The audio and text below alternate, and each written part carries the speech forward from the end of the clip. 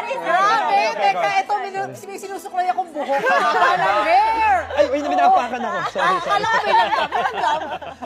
Uy, mga kapusing, welcome ulit natin, Dustin Yu at Bianca De Vera, ang Dustbin!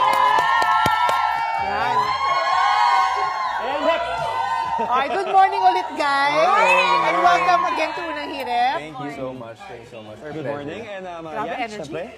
Grabe energy ng lahat ng tao rito. Grabe, ang aga niyong magpakilig. Ang tanong ng lahat, syempre, no?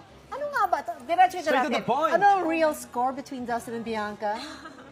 It's usually the girl who speaks on behalf of So, the... Bianca, anong gusto mo aminin sa amin? Noops!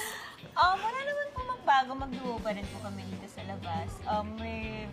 We're starting over again. We're getting to know each other. Again. Outside starting of from the zero, house. A lot more outside of the comfortable? house. Oo. Much more comfortable. That's good. Pero, ayan. Let's Yun lang. see. Yun lang. Oh, you got your Yun answers, muna, yun guys. muna, yun muna. Yeah.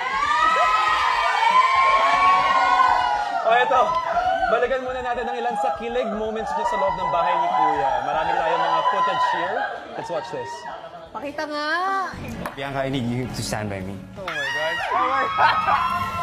Ano mas gusto mo? Mahal kita o I love you? Pili ka. Mahal kita. Mahal kita.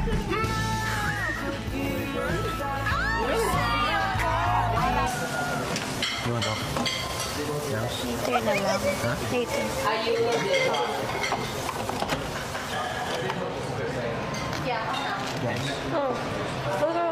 Ha? Okay. Usually, gusto kita.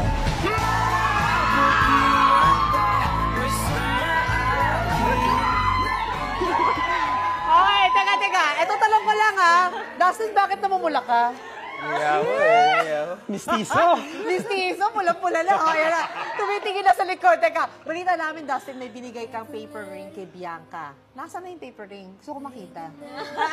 Pero syempre, it has a meaning, di ba? What's the meaning of that? For you?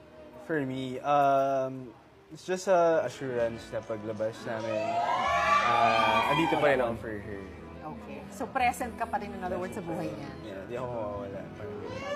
That's nice.